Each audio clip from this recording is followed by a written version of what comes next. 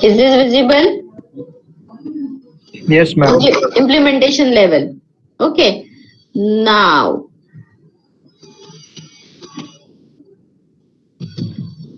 हाँ अगेन ये कई तो क्वेश्चन मार्क करके रखो, एग्जाम में ये क्वेश्चन बाय हुक और क्रूक 10 मार्क्स के लिए आता ही है। फुल वर्चुअलाइजेशन, पैरा वर्चुअलाइजेशन आए नहीं आए फर्क नहीं पड़ता, पर ये implementation level of virtualization 10 mark के लिए आता है।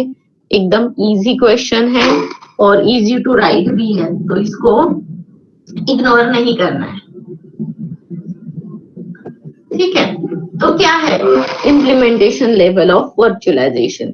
कितने लेवल दिख रहे हैं यहाँ पे? यू कैन सी 5 लेवल्स, है ना। Application level, library level, operating system level, hardware abstraction level and instruction set architecture level.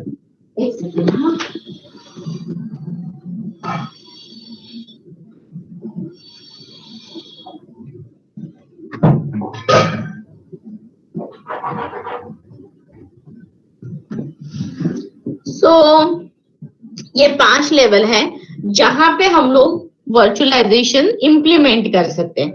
अभी देखो ये लेवल्स है, and full virtualization, para virtualization, OS virtualization, memory virtualization, ये टेक्निक्स है। ओके, तो difference पहले समझो कि फुल वर्चुअलाइजेशन है तो हम लोग कहाँ अप्लाई करेंगे, पैरा वर्चुअलाइजेशन है तो कौन से लेवल पे अप्लाई करेंगे, या फिर मेमोरी वर्चुअलाइजेशन है, ऑपरेटिंग सिस्टम वर्चुअलाइजेशन है, तो ये कौन सी लेवल पे करेंगे। ओके, अभी देखो तुम लोगों को मैं यहाँ पे लेवल्स दिख रहे हैं। पहला है एप्लीकेशन लेवल, फिर है लाइब्रेरी लेवल, फिर है ऑपरेटिंग सिस्टम लेवल, फिर है हार्डवेयर एब्स्ट्रैक्शन लेवल, और फिर है instruction set architecture level. Now मैं तुम लोगों को एक नॉर्मल एग्जांपल देती हूँ। एप्लीकेशन लेवल, एप्लीकेशन लेवल मतलब जो एप्लीकेशन तुम लोग रन करते हो, एंड यहाँ पे उन्होंने एग्जांपल दिया है JVM। What is JVM? Can anyone tell me क्या होता है JVM? Java virtual machine. Java virtual machine. मैंने उस दिन भी तुम लोगों को बताया कि हम लोग वर्चुअल मशीन कहाँ कहाँ यूज करते हैं हमें पता भी नहीं होता है। जैसे कि Java is using the virtual machine, तो जो वो वर्चुअल मशीन है वो हम लोग एप्लीकेशन लेवल पे कर रहे हैं। ओके, नेक्स्ट है VMware। VMware हम लोग कहाँ कर रहे हैं? हार्डवेयर लेवल पे। मतलब क्या कि हम लोग होस्ट OS को निग्लेक्ट कर रहे हैं और हम लोग डायरेक्टली हार्डवेयर को एक्सेस कर रहे हैं। ओके, तो ये 5 लेवल है और हर 5 लेवल के 4-4 लाइन्स ही एग्जाम में लिखने के लिए। It is more than sufficient, but जब तुम लोग लिखोगे this is like OSI model. OSI या मॉडल पता है ना, पहले एप्लीकेशन लेवल आता है, फिर डेटा लिंक लेयर आता है और नीचे एकदम आता है हार्डवेयर लेयर। तो हम लोग जब एक्सप्लेन करना चालू करते हैं तो हम लोग हार्डवेयर लेवल से चालू करते हैं। सेम चीज यहाँ पे है, पहले हम लोग इंस्ट्रक्शन सेट के बारे में बात करेंगे, फिर हार्डवेयर एब्स्ट्रैक्शन लेवल के बारे में बात करेंगे, फिर ऑपरेटिंग सिस्टम लेवल के बाद करेंगे, फिर लाइब्रेरी की, और फिर एप्लीकेशन लेवल। तो डायग्राम निकालते वक्त हम लोग ऐसे निकालेंगे, but when we are going to explain it हम लोग top to bottom to top जाने वाले हैं। ओके, तो पहला कौन सा है? ओके, तो what is first one? First one is instruction set architecture level. अभी वाइवा में जब सर आएंगे, सर या मैडम जो भी आएंगे, he will ask कि what is ISA लेवल। तो ISA लेवल मतलब क्या है? Instruction set architecture. ये ISA का फुल फॉर्म है। नाउ यहाँ पे हम लोग क्या करते हैं? What do you mean by instruction set? मैंने बताया था क्या होता है इंस्ट्रक्शन सेट। x86 क्या है? x86 micro processor. मतलब ना हम लोग यहाँ पे क्या कर रहे हैं, जो बाइनरी कोड है उसको हम लोग रन कर रहे हैं वर्चुअल मशीन पे, है ना। जो देखो कंप्यूटर को कौन सी लैंग्वेज समझ में आती है? 0 और 1 की, that is binary language. And वही लैंग्वेज हम लोग कैसे देते हैं? इंस्ट्रक्शन सेट में देते हैं। तो that is why the instruction set architecture level. Now क्या होता है कि व्हेन हमारे पास डिफरेंट हार्डवेयर कॉन्फ़िगरेशंस होते हैं, तो to contact with that hardware हमें वर्चुअल मशीन के थ्रू हार्डवेयर कॉन्टैक्ट करना है। एंड हम लोग कौन सी लैंग्वेज यूज करें? Binary codes. तो वो बाइनरी कोड्स हम लोगों को इंस्ट्रक्शन सेट आर्किटेक्चर में लिखने हैं। ओके, तो whenever we are running any binary code on x86, तो क्या होता है कि हम लोग जब लिखते हैं तो मशीन को समझना चाहिए एंड मशीन उसको हमें वापस रिप्लाई करनी चाहिए। इट्स लाइक कि if I am speaking in Gujarati and you know only Hindi, तो there is the virtual machine who will take the input in Gujarati, it will convert it into the Hindi. Same type यहाँ पे होता है कि it will take a input in binary, that is 0 1, and it will convert into the English language so that we can read it, we can understand it. So binary code needs a additional layer to run on the x86 machine, that is microprocessor 8086 machine. And who is helping on that? The instruction set architecture makes the help for the virtual machine कि जो भी हम लोग binary code लिख रहे हैं, binary को हम लोगों को इंग्लिश लैंग्वेज में ट्रांसफर करनी है, and that is nothing but instruction set architecture. तो यहाँ पे इंटरप्रेटर होता है जो सोर्स कोड को क्या करता है, हार्डवेयर रीडेबल लैंग्वेज में कन्वर्ट करता है, फिर हार्डवेयर को देता है, हार्डवेयर वो रीड करता है, एक्शन लेता है एंड फिर रिस्पॉन्स लेता है, एंड वो रिस्पॉन्स वापस इंस्ट्रक्शन सेट आर्किटेक्चर क्या करता है, इंग्लिश लैंग्वेज में कन्वर्ट करता है। जैसे कि Hindi, if you are talking in English and I am Gujarati, तो इंग्लिश के इंस्ट्रक्शन, इंग्लिश के जो भी वर्ड्स है, instruction set architecture will convert into Gujarati, then it is given to me, I will work on that, I will give a reply in Gujarati, फिर instruction set architecture क्या करेगा, उस गुजराती को इंग्लिश में रिप्लाई करेगा। सो सेम थिंग यहाँ पे होता है इंस्ट्रक्शन सेट आर्किटेक्चर पे। ओके, तो ये हुआ ISA। इन शॉर्ट की बाइनरी लेवल को मशीन मतलब जो नॉर्मल हम लोग प्रोग्रामिंग लेवल है, लैंग्वेज है, प्रोग्रामिंग लैंग्वेज है मतलब क्या, हम लोग इंग्लिश में ही तो लिख रहे हैं, सिर्फ हम लोग थोड़े से उसको कीवर्ड्स दे रहे हैं, कोड्स दे रहे हैं, सिंटैक्स दे रहे हैं, तो वो सारे को उसको बाइनरी में कन्वर्ट करना है एंड मशीन को देना है। मशीन फिर उसके ऊपर वर्क करेगी और वर्क करने के बाद अगेन हम लोग को रीडेबल लैंग्वेज में मिल जाएगा। किसी को कुछ बोलना है? चलो नेक्स्ट। तो ये हुआ हमारा ISA लेवल। दूसरा है hardware abstraction level. Now what is hardware abstraction level? Now hardware abstraction level क्या करता है कि it helps to perform virtualization at the hardware level. अभी hardware level के लिए हम लोग यहाँ पे work करते हैं। Now listen this sentence carefully. It uses a bare hypervisor for its functioning. It means what? Bare metal कौन सा टाइप है? टाइप 1 hypervisor है या टाइप 2? बताओ फटाफट। Bear metal is type 1 hypervisor. Okay, तो हार्डवेयर एब्स्ट्रैक्शन लेवल पे हमेशा टाइप 1 का हाइपरवाइजर होता है।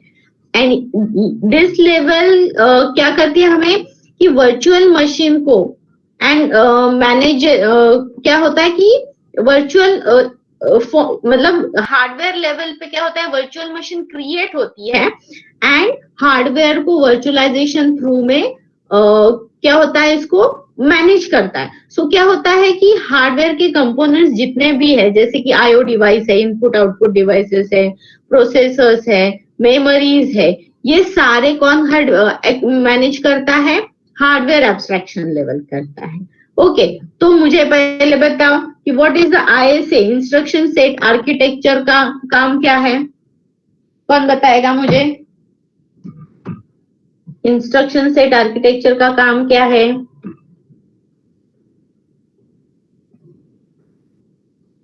अरे सांगा काहीतरी।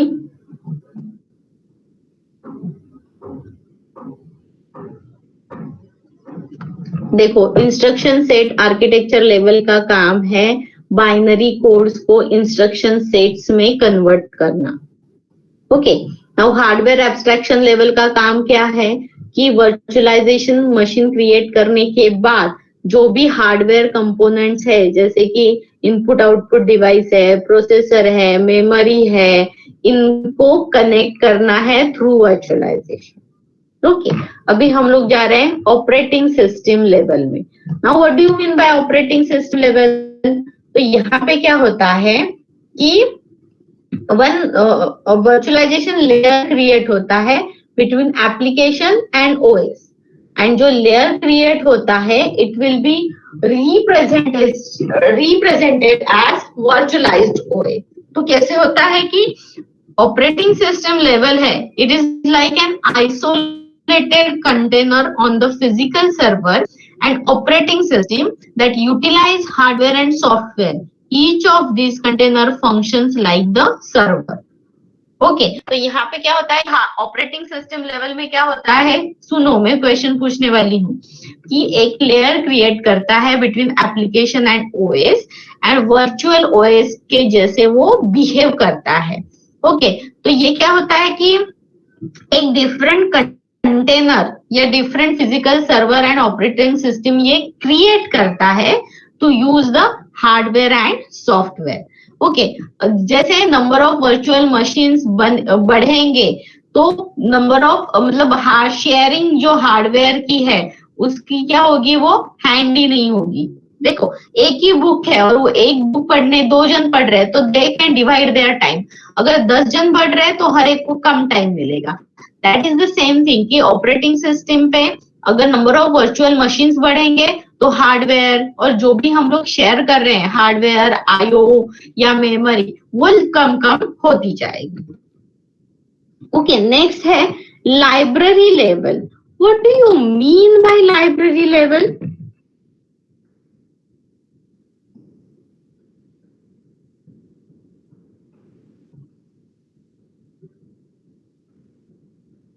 किसी को पता है व्हाट इज लाइब्रेरी?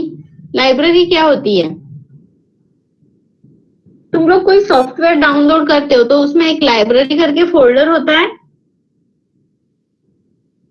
एटलीस्ट हाँ या ना में answer. Yes ma'am. Java install किया तो उसमें लाइब्रेरी करके फोल्डर नहीं था? Yes ma'am. कोई भी सॉफ्टवेयर इंस्टॉल करो उसमें लाइब्रेरी करके एक फोल्डर होता ही है। What is the use of that folder? किसी को पता है what is the use of that folder? Inbuilt कुछ फंक्शंस कुछ तो बताओ यार। हाँ पूनम, क्या बोल रहे हो? कुछ इनबिल्ट फंक्शंस रहते हैं इसमें। राइट, इट्स लाइब्रेरी मतलब क्या होता है कि व्हाटएवर जो डिफाइंड फंक्शंस है, जैसे कि हम लोग इंपोर्ट पैकेज करते हैं तो इंपोर्ट का मीनिंग क्या है, what do you mean bye package, what do you mean by star, ये सारा कहाँ होता है, लाइब्रेरी में स्टोर होता है। These are the interconnected. हम लोग सिर्फ इंपोर्ट पैकेज abc.star लिख देते हैं, पर how to import the package, after that हम लोग लिखते हैं system.out.println। What is the meaning of system.out.println? वो सारा कहाँ स्टोर होता है, लाइब्रेरी में स्टोर होता है। एंड यहाँ पे इसीलिए लाइब्रेरी लेवल एब्स्ट्रैक्शन रहता है। तो मैं अभी थोड़ा सा टेक्निकल रीड करती हूँ। हाँ, now OS system calls are lengthy and cumbersome, which is why application opt for the API from user level libraries. Okay, OS के calls होते हैं जो मतलब बहुत बड़े होते हैं, तो हम लोग क्या करते हैं कि हम लोग अपनी लाइब्रेरी क्रिएट करते हैं और उसी से हम लोग क्या करते हैं, एप्लीकेशन रन करते हैं। जैसे कि तुम लोग नेटबीन्स डालते हो या अभी आजकल तुम लोग ना कोई नया पाइथन या कुछ रन कर रहे हो, तो अगर तुम लोगों को लिखना है कॉन्कैटिनेशन, तो कॉन्कैट लिखते हो तो आगे वो अपने आप पॉपअप आ जाता है। That is the library is supporting very fastly to you. So क्या होता है कि मोस्ट ऑफ द एपीआईज क्या होता है, डॉक्यूमेंटेड होते हैं। डॉक्यूमेंटेड मतलब ये वर्ड का मीनिंग ये है, इसका वर्किंग ये है, इसका फंक्शन ये है, तो दैट इज द डॉक्यूमेंटेड, और उसको ही बोलते हैं कि लाइब्रेरीज हम लोगों ने स्टोर करके रखे हैं। और ऐसे टाइम पे whenever we are installing any software, तो हम लोगों को वो सॉफ्टवेयर के साथ लाइब्रेरी भी जरूरी होती है so that our software can work finally. और यहाँ पे इसलिए लाइब्रेरी लेवल पे भी हम लोग वर्चुअलाइजेशन कर सकते हैं, क्योंकि जावा की ऑलरेडी लाइब्रेरी है, we can directly use into the virtual machine. Python की है, आर की है, so library interfacing virtualisation works finally and API होते हैं वो प्रॉपरली अच्छे से रन हो जाते हैं। और डायग्राम में यू कैन सी कि कौन से टूल्स है इसमें, तो वीक्यूडा है, वाइन है, तो these are the library level जो ऑलरेडी क्रिएटेड लाइब्रेरीज है, जो ऑलरेडी एग्जिस्ट इन लाइब्रेरीज है, वही हम लोग यूज करेंगे, रीयूज करेंगे, सो दैट कॉपीज बना के हम लोग मेमोरी वेस्ट नहीं करेंगे। And last one is the application level virtualization. Now application level मतलब क्या, कि application level virtualization means virtualize only an application. It does not virtualize an entire platform or environment. हम लोग जो एप्लीकेशन है उसको ही वर्चुअलाइज कर रहे हैं, उसका जो ओएस है या जो भी हम लोग एनवायरमेंट यूज कर रहे हैं उसको हम लोग नहीं कर रहे हैं। On an operating system, application works as one process. Hence, it is also known as process level virtualization. So, it is very useful when n number of virtual machines run होते हैं। तो हम लोग के एप्लीकेशन लेवल वर्चुअलाइजेशन में क्या करते हैं, हम लोग ओएस नहीं इंस्टॉल करते हैं। जैसे कि अभी समवन इज सेइंग कि ओएस ही 9 GB की है, तो हम लोग 9 GB का ओएस इंस्टॉल ही नहीं करेंगे, सिर्फ एप्लीकेशन का सॉफ्टवेयर इंस्टॉल करेंगे और n number of virtual machine पे एप्लीकेशन रन करेंगे। सो क्या होता है कि यहाँ पे एप्लीकेशन डायरेक्ट वर्चुअलाइजेशन लेवल पे बैठ जाता है और वो रन करता है जो ओरिजिनल होस्ट ओएस है उसके ऊपर। ओके, तो ये हुआ हमारा इम्प्लीमेंटेशन लेवल्स ऑफ वर्चुअलाइजेशन। तो एक बार कोई मुझे बताएगा वापस कि इंस्ट्रक्शन सेट में क्या होता है? एनीवन?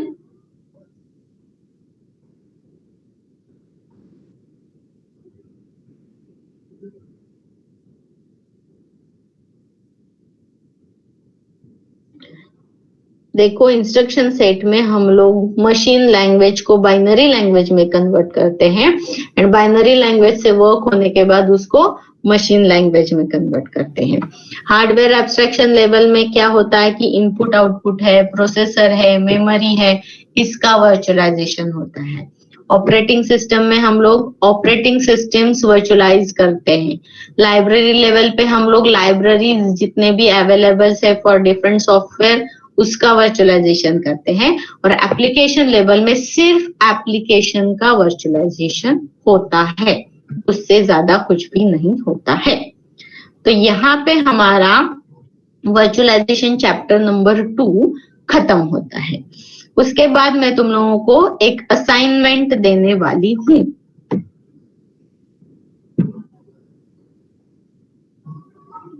ओके, तो असाइनमेंट तुम लोग लिख के ले लो। पहले तो असाइनमेंट लिख के ले लो, क्वेश्चन लिख के ले लो। सॉफ्ट कॉपी में बनाना है हाँ तुम लोगों को।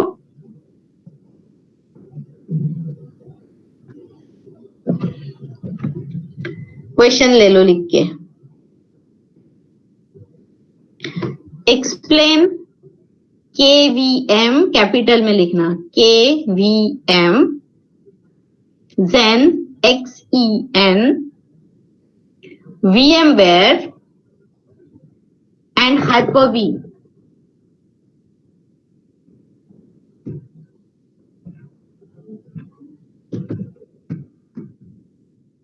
चैट बॉक्स में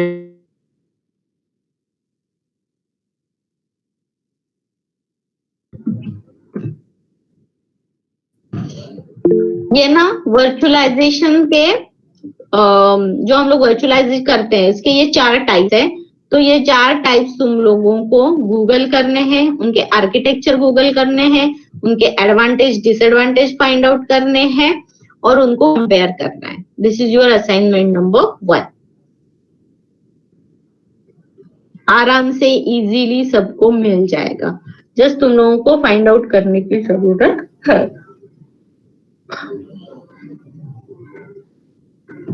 देन तब तक मैं तुम लोगों को मैंने सिर्फ ये निकाला है डिफरेंस निकाला है वो दिखा देती हूँ मैं।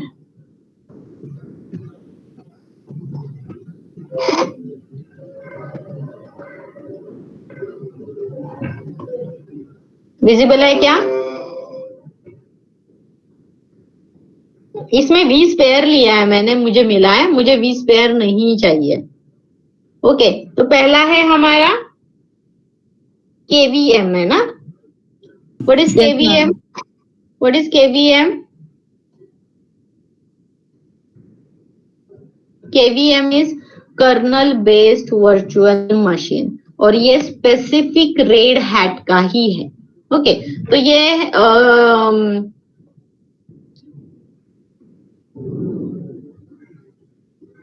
एक सेकेंड, हाँ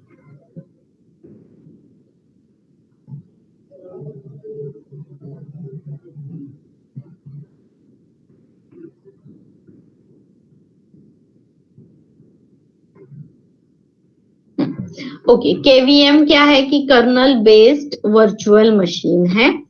नाउ ये ना बेयर मेटल टाइप 1 का वर्चुअल मशीन है। दूसरा है zen। zen open source hypervisor है। What do you mean by open source?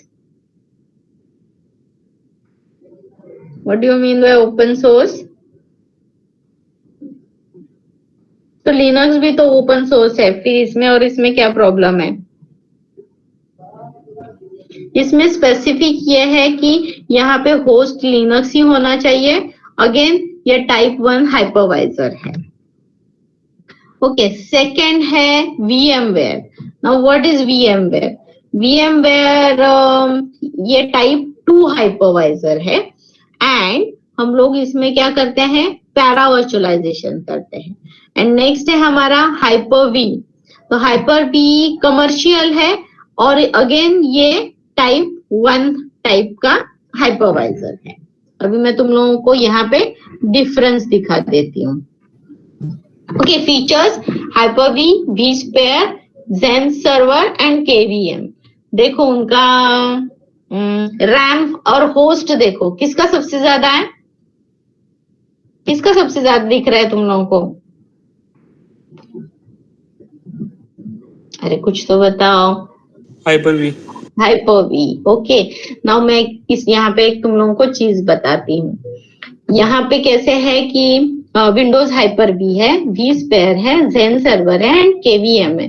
तो vSphere के जगह पे तुम लोग VMware कंसीडर करो। VMware, Zen एंड KVM, इसके लिए ना तुम लोगों को VMware या Oracle वर्चुअल बॉक्स डाउनलोड करना पड़ता है, रन करना पड़ता है।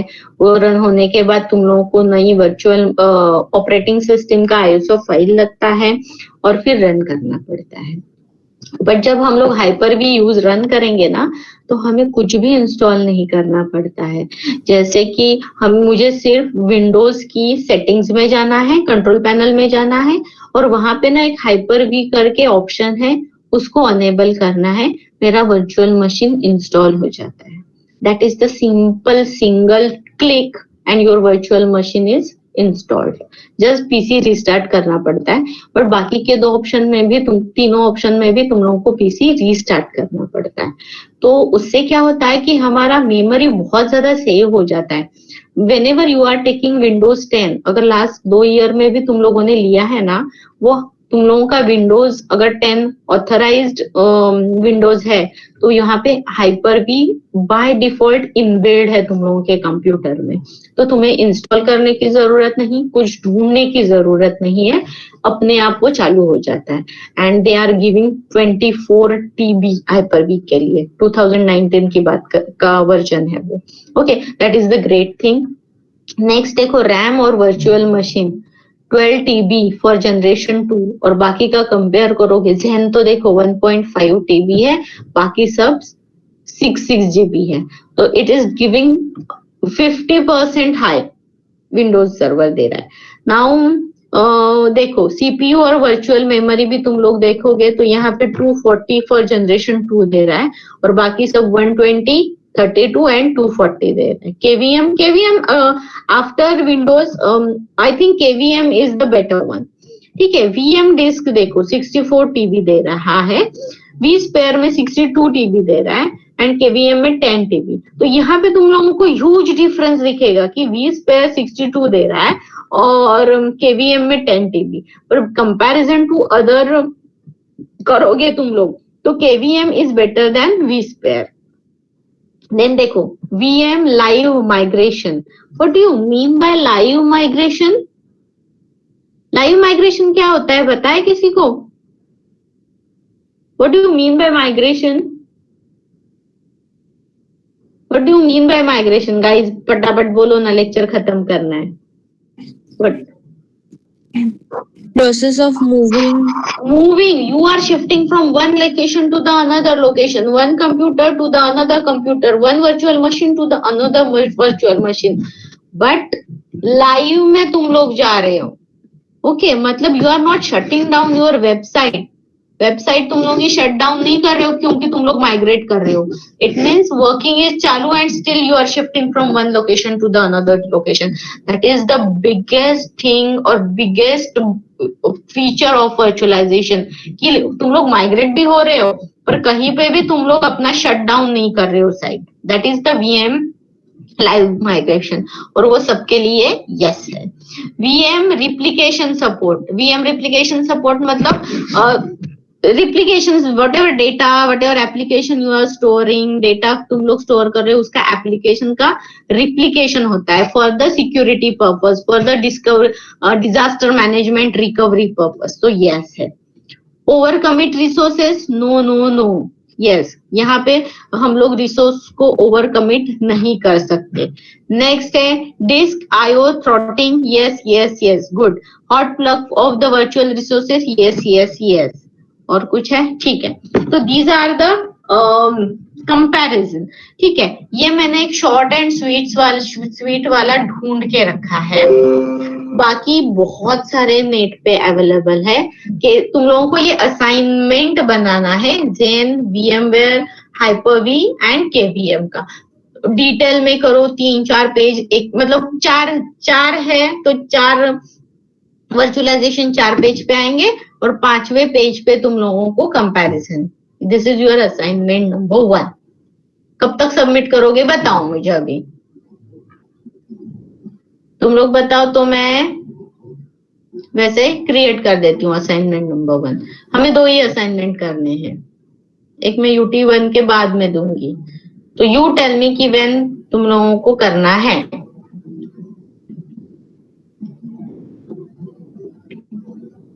अरे यार तुम लोग कुछ भी नहीं बोलते हो, तुम लोग ट्रेनिंग भी नहीं अटेंड कर रहे हो, क्यों नहीं कर रहे हो मुझे नहीं पता।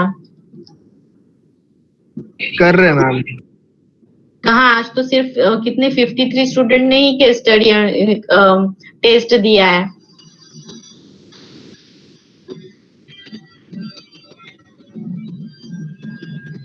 अगेन तुम लोग एप्टीट्यूड में सिर्फ 24 जन के ही नाम है, बस मैं उतने ही नाम दे दूं, मुझे कोई प्रॉब्लम नहीं है वैसे, क्योंकि ये इस पैसे जा रहे हैं तो इट्स योर पर्सनल डिसीजन, इसमें मैं एज सच कुछ नहीं कर सकती।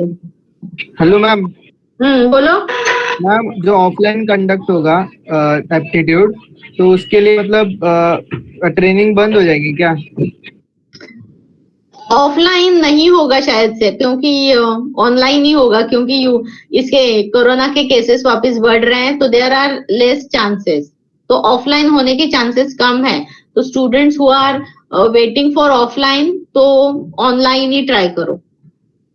Okay ma'am. और फीस 25 के पहले भरनी है ना? हाँ, फीस 25 के पहले भरनी है और 1500 ही है। लास्ट टाइम 2500 लिए थे हम लोगों ने, तो ये टाइम पे बहुत कम फी है, तो ग्रैब अपॉर्चुनिटी। मैम कितने डेज के लिए रहेगा ये एप्टीट्यूड की ट्रेनिंग? ये ना 15 दिन के लिए रहेगा और 3 घंटा नहीं रहता है। हाँ, ये 6 या 7 घंटा डेली रहता है। तुम लोग के लेक्चर्स कैंसिल हो जाएंगे और अगर हुए भी तुम लोगों को अटेंडेंस मिलेगी। Okay ma'am. और किसी को डाउट है?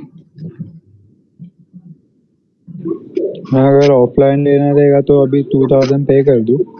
नहीं बेटा, ऑफलाइन होने के चांसेस बहुत कम है। हमें अभी वापस कोरोना बढ़ रहा है वापिस मैंने सुना है कि गवर्नमेंट ने डिक्लेयर किया है कि 1 मार्च से 15 दिन का लॉकडाउन है. यस तो मैम, better- न्यूज में भी बता रहे थे मैम. हाँ, तो better you opt for the online only. Okay ma'am. देखो ऑनलाइन और ऑफलाइन में ज्यादा फर्क नहीं आएगा. तुम लोग जितने अटेंटिव रहोगे उतना ज्यादा तुम लोगों को, मतलब अटेंटिव ऑफलाइन में भी रहो तो भी अटेंटिव रहना ही पडेगा. मैम टायमिंग काय रहेगा वैसे? अजून 10 काही to फिक्स नाही झालंय, पण मॉर्निंग टू मतलब 10 to 4 किंवा 11 to 5 ऐसा ही रहेगा. अच्छा. Thank you. और मैम आपको प्रैक्टिस सेट्स मिलेंगे क्या? क्या? मैम वो क्वेश्चन सॉल्व करा के लेंगे ना हम लोग से. हाँ सॉल्व कर. देखो पहले तो वो तुम लोगों को सिखाते हैं. मैंने जितना अटेंड किया है और सिखाने के बाद तुम लोगों को वो 10-15 क्वेश्चंस देते हैं और बोलेंगे सॉल्व करो. और सॉल्व करने के बाद फिर वो वापस सॉल्व करके लेते हैं कि क्या लॉजिक लगाया, कैसे लॉजिक लगाया. तो वो बहुत हैंड्स ऑन सेशन ही रहता है. ऑफलाइन रहता तो ज्यादा अच्छा था क्योंकि वो हर एक के पास जा के बात करते हैं. पर अभी देखो कोरोना की सिचुएशन है. ऑनलाइन ऑफलाइन लोग पेरेंट्स कितना भेजेंगे नहीं भेजेंगे कुछ भी नहीं पता. आज क्या था, न्यूकसॉफ्ट का टेक्निकल था. 40 में से सिर्फ 8 स्टूडेंट ने अटेंड किया. क्या करे बोलो. So this is the thing going on.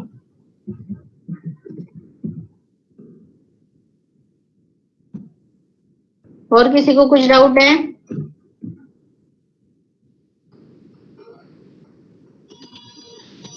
चलो फिर मैं अटेंडेंस ले लूं.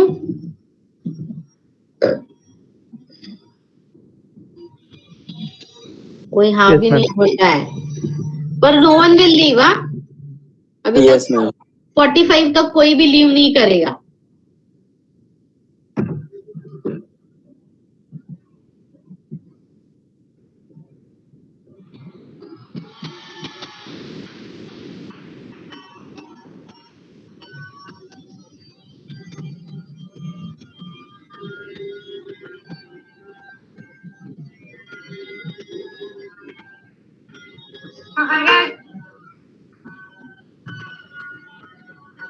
चलो I am taking the attendance. 1 2 Present, ma'am. 3 4 Present, ma'am. 5 Present, ma'am. 6 Ma'am, present.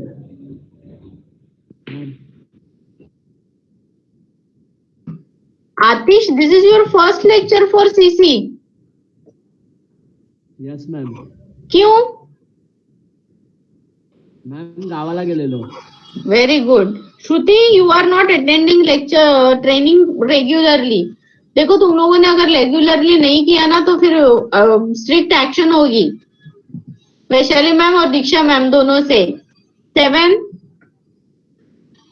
8 9 Present, ma'am. 10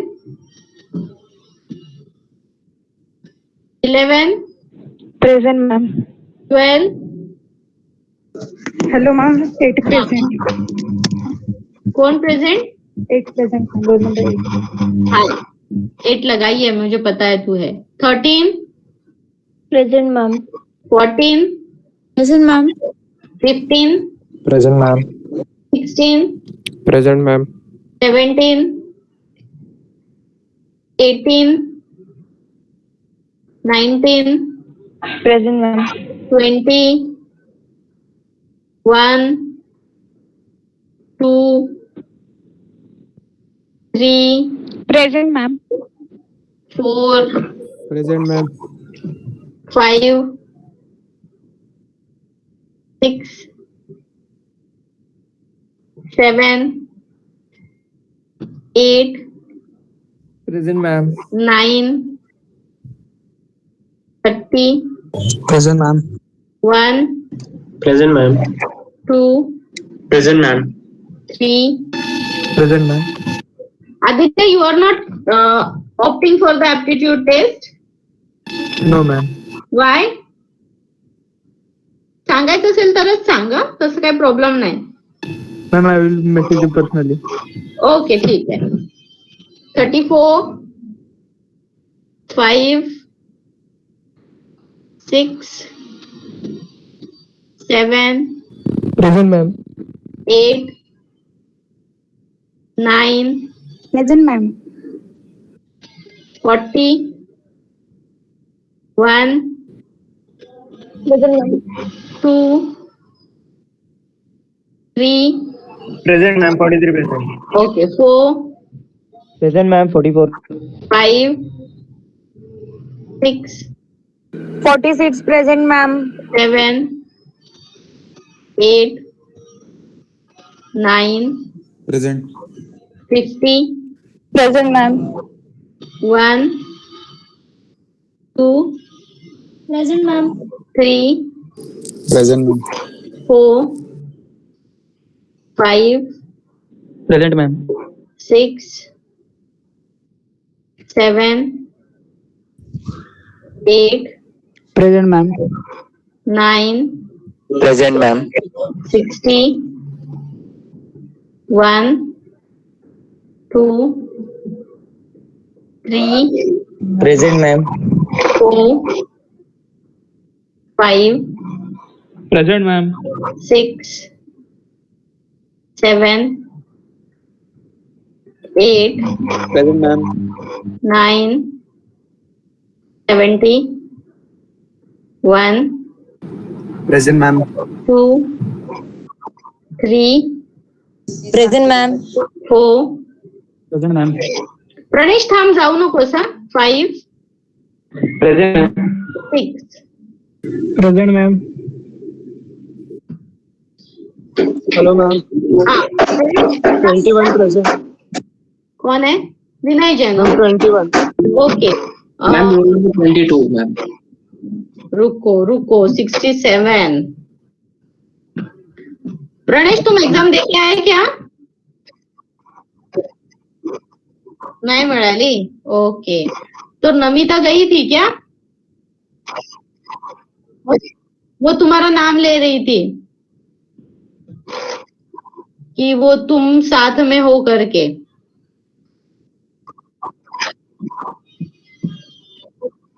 नाही नको विचारूस. ओके आदर्श दुबे. ओके लगाई मैंने. Vinay Jain Vinay. Okay guys you can leave now. Ma'am, roll number 22, ma'am. 22 क्या नाम है?